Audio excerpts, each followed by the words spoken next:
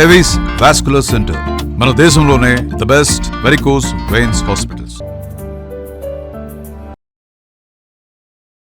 What it is a filtering system. అంటే రక్తాన్ని శుద్ధం చేసి కల్మషాలని బయటికి పంపిస్తూ శుద్ధమైన రక్తాన్ని మళ్ళా గుండె వైపుకు పంపించాలి. అంటే ఈ అద్భుతమైన ప్రక్రియని మనం పాడు చేసుకుంటున్నామని, ఆ అద్భుతమైన ప్రక్రియను పాడు చేస్తున్నామంటే మనకు కావాల్సిన అంశాలు కాకుండా కూడని అంశాలని మనం మన దేహంలోకి వేస్తున్నామని. ముఖ్యంగా ఆ అంశాలు ఏమిటయ్యా అంటే ఈ ప్రచోదక పదార్థాలు వాడి తయారు చేస్తున్న కోడిగుడ్లు, మాంసము, రీఫైన్డ్ ఆయిల్స్లో ఉన్న ఈ డీజిల్ ఇండస్ట్రీ నుంచి వస్తున్న మినరల్ ఆయిల్స్ని మిక్స్ చేయటం వల్ల ఈ ఆయిల్స్ మనకి వంట నూనెల రూపంలో గడిచిన 20 సంవత్సరాల్లో మెల్లమెల్లగా మన పొట్టల్లోకి పోవటం వల్ల ఆ ప్లాస్టిక్ నానో పార్టికల్స్ సమేతం. అండ్ ఇంకా అతి ముఖ్యమైన విషయం ఏమిటంటే టీ, కాఫీలు మూత్రపిండాల్ని పాడు చేసేదానికి గడిచిన 20 సంవత్సరాల్లో మూల కారణం టీ, కాఫీ. అందులో ఉన్న కొన్ని అంశాలు ఆ టీ పొడి, కాఫీ పొడులను తయారు చేస్తున్నప్పుడు కొన్ని అంశాలు మీ దేహంలోకి చేరుకోవటం. So unless and until you stop taking these things మీకు ఈ రోగం బాగా కాదు. నివారణోపాయాలు అని అడిగారు. అంటే అతి ముఖ్యమైన నివారణోపాయం మీరు కాఫీలు, టీలు, పాలు, చక్కెర ఇవన్నీ ఆపు చేయాలి అనేది మొదటి నివారణోపాయం. నెక్స్ట్, జరిగిన నష్టాన్ని, జరిగిన దురంతాన్ని మళ్ళా మరుపూర్ణం చేసుకోవాలంటే మీ కిడ్నీ అంశాలు మళ్ళా ఉత్పన్నం అవుతుంటాయి. ఆ రెడీగా ఉత్పన్నమయ్యే కొత్త అంశాలని శుద్ధమైన పదార్థాలు మీరు అందిస్తే కొత్తగా తయారయ్యే జీవకోశాలు ఆరోగ్యంగా తయారవుతాయి. అర్థమైందా? అంటే ఈ పాయింట్ అందరికీ అర్థం కావాలి. ఈ వైజ్ఞానికత అర్థమైతే మీరు మార్పులు తెచ్చుకునేదానికి సులభం అవుతుంది.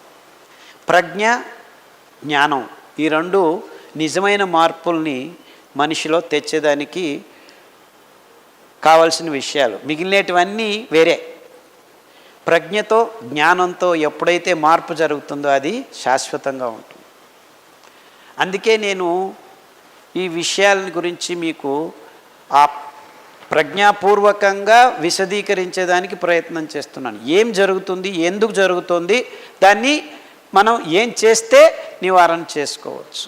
సో ఇది చేయండి, ఇది చేయకండి అని చెప్పేసి వెళ్ళిపోవచ్చు నేను. But then that doesn't work. అంటే మీ జీవకోశాలు, అంటే పాడైన జీవకోశాలు, సిస్ట్ అంటే ఏమిటి? అనవసరమైంది అక్కడ తయారైంది. దాన్ని కరిగించుకోవాలంటే, అవసరమైన ఆరోగ్యకరమైన జీవకోశం అక్కడికి రావాలంటే సరి అయిన పదార్థం మీరు సరఫరా చేయాలి దేహానికి. ఆ సరైన పదార్థాలే ఈ కషాయాలు, ఈ సిరిధాన్యాలు. సో అరికలు, సామెలు, ఊదలు ఈ మూడు మీ మూత్రపిండాల్ని మళ్ళా పునర్నిర్మాణం చేసేటప్పుడు ఆరోగ్యవంతంగా పునర్నిర్మాణానికి వస్తుంది. ముఖ్యంగా ఊదలు. సో మీ ఆహారంలో ఊదలు ఎక్కువగా ఉండనివ్వండి, అరికలు, సామెలు ఎక్కువగా ఉండనివ్వండి. గంజి రూపంలో తీసుకుంటే ఏమవుతుంది?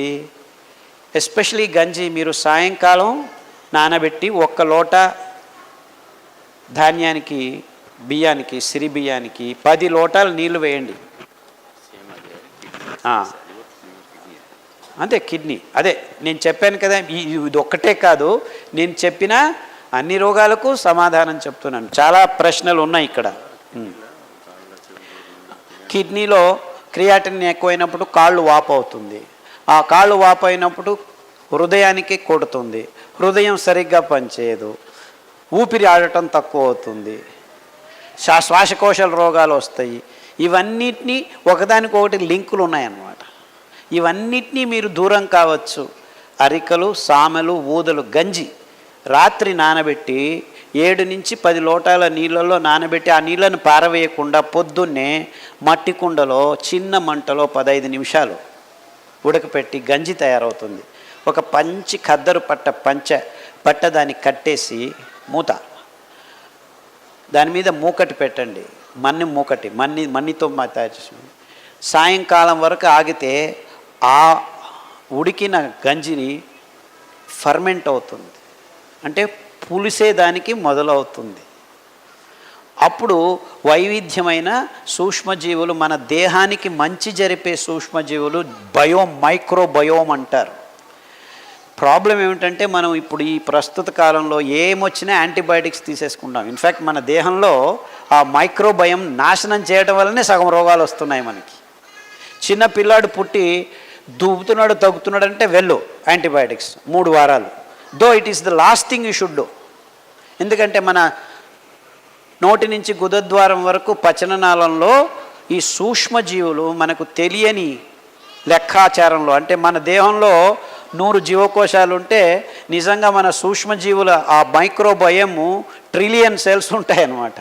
అంత ఎక్కువగా ఉన్నాయి. అవే మనం నిజంగా ఆ సింబయాటిక్ లివింగ్, ఆ సహజీవనమే మనమంటే మనమే కాదు, యాక్చువల్లీ మన దేహంలో ఉన్న ఈ సూక్ష్మజీవులు కూడా మన కోసం పనిచేస్తున్నాయి. దానిని మనం నాశనం చేసేస్తున్నాం ఈ ఆధునిక జీవన శైలిలో ప్రతి ఒక్కరూ. సో మీకు నిజంగా రోగనిరోధక శక్తి పెంపొందించుకోవాలంటే మొదటిగా మీరందరూ చేయాల్సిన పని, మీ దేహంలో ఈ జీవకోశ సంపదను, అంటే అద్భుతమైన రోగనిరోధక శక్తిని మొదటి మెట్టుగా మీకు అందించే ఈ అద్భుతమైన ప్రక్రియను మీరు మళ్ళా పునఃస్థానం చేసుకోవాలి. అప్పుడే ఈ టెన్షన్లు హృదయం మీద, కిడ్నీల మీద, కాలేయం మీద ఈ ఒత్తిడులు తక్కువ అవుతాయి. ఎప్పుడైతే మీకు బయట నుంచి ఎదురొచ్చే ప్రమాదాలు తక్కువ అవుతాయో, ఈ సూక్ష్మజీవులే దాన్ని చూసుకుంటాయో, అప్పుడు మీ అంగాంగాలు స్వచ్ఛంగా హ్యాపీగా పనిచేసేదానికి వాతావరణం తయారవుతుందన్నమాట. అంటే మీ కిడ్నీలు పోయాయంటే అతి సూక్ష్మమైన అంగము, దానికి ముందు మీరు ఆ ఆవరణ, ఆ కవచం కలుగ చేయాలంటే, అందుకే కిడ్నీల ప్రాబ్లము, ఏ ప్రాబ్లం అయినా ఉద్బలనమైనప్పుడు, అంటే ఎక్కువగా ఉన్నప్పుడు ఫస్ట్ గంజికి వెళ్ళండి. ఇలా తయారు చేసుకున్న గంజిని 3 పూట్ల 5 పూట్ల తాగండి. దాంట్లో కొద్దిగా ఉప్పు వేసుకోండి, కావాల్సింటే మిరపకాయ వేసుకోవచ్చు, కావాల్సింటే కూరగాయలు. తర్వాత ఈ గంజిని ఇంక మళ్ళీ మీరు వేడి చేయకూడదు. మీకు వెచ్చగా కావాలి, గోరువెచ్చగా కావాలంటే ఈ గంజిని బాగా మరలిగించిన నీళ్ళలో, అంటే స్టవ్ మీద డైరెక్ట్గా వేడి చేయకండి, ఆ వేడి నీళ్ళల్లో ఈ పాత్రని పెడితే గోరువెచ్చగా అవుతుంది, దాన్ని మీరు తాగండి. సూక్ష్మజీవులు చనిపోవు. అంబలి అంటారు దీన్ని, గంజి అంబలి. గంజి వెంటనే తాగొచ్చు, తయారు చేసుకొని వేడివేడిగా అలాగూ తాగొచ్చు, అది ఆహారమే.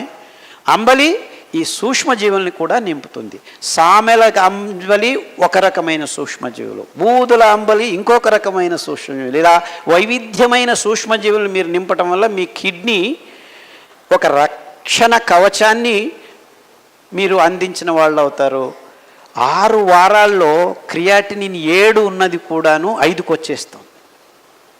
అలాగే మీరు 6 నెలలు చేస్తే, అంటే ప్రతిరోజు గంజి తాగాల్సిన పని లేదు. తర్వాత మీరు ఇడ్లీలు చేసుకోవచ్చు, వడలు చేసుకోవచ్చు, దోశలు చేసుకోవచ్చు, పొంగనాలు చేసుకోవచ్చు, పులియోగర కూడాను చేసుకొని తినచ్చు. కానీ వారానికి 1-2 సార్లు ఈ గంజి అంబలి ప్రతి ఒక్కరూ తాగండి. ఆరోగ్యంగా ఉన్నవాళ్ళు కూడాను తాగాలి. ఎందుకంటే ఆ పునశ్చేతనం చేస్తూ ఉండాలి అన్నమాట. అంటే నేను మామూలుగా ప్రతి వారంలోనూ ఒకరోజు ఇలా పొద్దుంది సాయంకాలంది ఉదయం. ఇది మన దేశంలో పురాతనంగా వస్తున్న అలవాటు. పురాతనంగా యాక్చువల్లీ వంట వండిన అన్నం మిగిలిన దాన్ని నీళ్లు వేసేసి పంచకట్టేసి పెట్టేవాళ్ళు. పొద్దున్న లేచి ఒక ఎర్రగడ్డ, ఒక మిరపకాయ పక్కన పెట్టుకుని దాన్ని తిని కొరుక్కొని వెళ్ళి పనులు చేసుకునేవాళ్ళు. ఎంత అద్భుతంగా ఉంది చూడండి ఈ పద్ధతి. And we have not been able to understand the scientific aspects of this wonderful practice. దాన్ని మనం తంగడం, సంగడి ఏదేదో పేర్లు పెట్టుకొని దాన్ని ఈ సోకాల్డ్ ఆధునిక వ్యవస్థలో దాన్ని పారవేసేసాం. అక్కడే మోసం జరిగింది. అంటే మన కిడ్నీల ప్రాబ్లమ్స్ మన పాత పద్ధతుల్ని మనం విడిచేయటం వల్ల వచ్చింది అని మనం అర్థం చేసుకోవాలి. సో అతి ముఖ్యంగా కిడ్నీల ప్రాబ్లం అది చాలా మటుకు చాలామందికి ముక్కులో రక్తం వచ్చేంత వరకు కిడ్నీలు చెడిపోయి ఉంటాయి. కొంతమందికి అంటే దగ్గితే ముక్కులో రక్తం వస్తుంది, దగ్గితే గొంతులోంచి రక్తం వస్తుంది. అంత ఉద్బలమైన పరిస్థితి నుంచి కూడాను బయటపడిన కేసులు నా దగ్గర వందల మంది ఉన్నారు. అర్థమైందా? సో మీరు చేయాల్సింది ఇంతే. దానికి కావాల్సిన కషాయాలు మీ రక్త ప్రసారాన్ని అందులోకి చేతనాన్ని పుంజుకునేట్టు చేసేదానికి పునర్నవ, రణపాల, ఎస్పెషలీ స్టోన్స్ కరగాలంటే మీకు రణపాల ఆకు, అరటి దిండు, ఆ అరటి బోధ మధ్యలో కాండం ఉంటుందే దానికి కషాయం. సో అరటి బిండు దొరకలేదంటే అరటి పండే తీసుకోండి, తోళ్ళతో సహా కట్ చేసి కషాయం బాగా 10 నిమిషాలు వేడి చేసి ఆ నీళ్ళని తాగండి. ఈ రాళ్ళు కరగటం మొదలు పెడతాయి. 6 నెలల్లో పూర్తిగా మీకు శుద్ధమైపోతుంది, ఏ ఇబ్బందులు లేకుండా. అంతెందుకు డయాలసిస్ మొన్న నాగపూర్ నుంచి ఒక అమ్మాయి వచ్చింది, 28 సంవత్సరాల వయసు. 23 సంవత్సరాలకే ఇదే ఈ ప్రోటీన్లు, పన్నీర్లు, గుడ్లు అది ఇది తినేసి కిడ్నీ లేచిపోయింది. డయాలసిస్ మొదలుపెట్టారు. వారానికి 2 సార్లు డయాలసిస్ చేసుకున్నట్టున్న అమ్మాయి ఈ ఆహార పద్ధతి ఎవరో చెప్పారు హిందీలో, వాళ్ళకి తెలుగు రాదు, కన్నడం రాదు, ఎవరో తెలుగు వాళ్ళు ట్రాన్స్లేట్ చేసి చెప్పి పాటించి 6 నెలల్లో మొత్తం కిడ్నీ సరిపోయి డయాలసిస్ లేకుండా 3 నెలలు అయింది సార్, మిమ్మల్ని చూసిపోదామని వచ్చామని మొన్న వచ్చారు. అలా గడిచిన 20 సంవత్సరాల్లో చాలామంది బాగు చేసుకున్నారు. అంటే మీరు శిస్తుబద్ధంగా క్రమబద్ధంగా ఈ అంశాలని పాటిస్తే I'm sure almost 80 out of 100 dialysis patients can come out if only they try it. I'm sure about it. I'm so confident about the system. ఇది ఆహారం ఆరోగ్యాన్ని ఇస్తుంది కాబట్టి ఎలాంటి రోగమైనా బాగవుతుందని నా నమ్మకం. మీరు ప్రయత్నం చేయండి please. Very irritating and non sensical problems అనమాట. కానీ పోను ఇవి చాలా ఇబ్బంది అవుతుంది వయసు ఎక్కువ అయ్యే కొద్దీ. నడవలేని స్థితి, కింద పడిపోవటం ఇలాంటివన్నీ జరుగుతాయి. సో మీరు ఇప్పటి నుంచే దానిని హ్యాపీగా బాగు చేసుకోవచ్చు. దానికి కావాల్సింది మీకు కూరలు నేను చెప్పింది 5లోనే రౌండ్ అండ్ రౌండ్ ఎక్కువగా వాడండి. అంటే వారంలో 2 రోజులు అది 2 రోజులు ఇది, మిగిలిన ధాన్యం ఒక్కొక్క రోజు వాడుతూ రండి. కషాయాల్లో మీకు అద్భుతమైన కషాయాలు చాలా ఉన్నాయి. ఈ వెన్నెముకకు సంబంధించినంత వరకు మీరు పట్టిలో మొత్తం క్లియర్గా పట్టీలు రాశాం. C4, C5, L4, L5 నరాల సంబంధం ఇవన్నీ వాడుతూ రండి. మీకు ఏ ఇబ్బందులు లేకుండాను, మీకు 70 సంవత్సరాలు ఉన్నప్పుడు ఇబ్బందులు ఉన్నా కానీ బాగవుతుంది. పుస్తకం